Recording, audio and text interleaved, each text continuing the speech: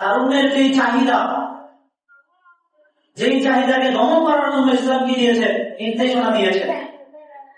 আমাদের যে সংস্কৃতি, আমাদের যে কৃষ্টি কালচার বা আমরা যেগুলোকে বিনোদন মনে করি, এগুলোর মাধ্যমে আসলে ইসলামের যেই মহান বিধান,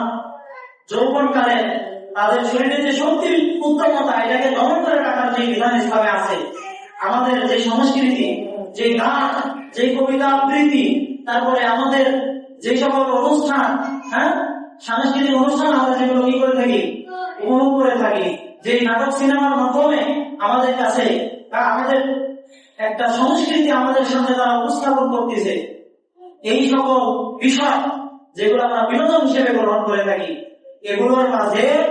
ইসলামের নির্দেশনা অনুযায়ী তারুণ্যের যে চাহিদা, এই চাহিদা কোনোদিন দমন হবে না, বরং এখান থেকে তারুণ্যের আরো উত্তেজনা তৈরি হবে এবং এর মাধ্যমে জেনা, ব্যভিচার এমনকি ধর্ষণের পথ তৈরি হবে, এতে কোনো সন্দেহ নেই। কাজেই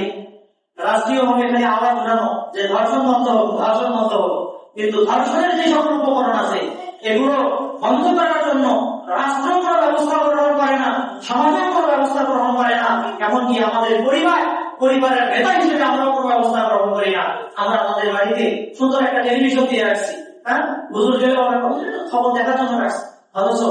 তারা অন্তরালে সেখানে নাটক, সিনেমা সহ পুরো পরিবার সেখানে তারা কি করে, অপসংস্কৃতি চর্চা করে তাদের মাঝে একটা জেনারেশন তৈরি হয়ে যাচ্ছে, যে জেনারেশন কখনো ইসলামের বিধানের কাজ থাকবে না, ইসলামের বাইরে গিয়ে এগুলো চর্চা করে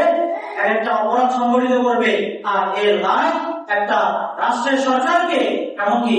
পুরা একটা জাতিকে কলঙ্কিত করবে। আমরা এগুলো বন্ধ করার জন্য যে ব্যবস্থা, এই ব্যবস্থা আমরা গ্রহণ করতে পারি। কাজেই ইসলাম আমাদেরকে যে বিনোদন দেয়, সেখানে একজন মানুষের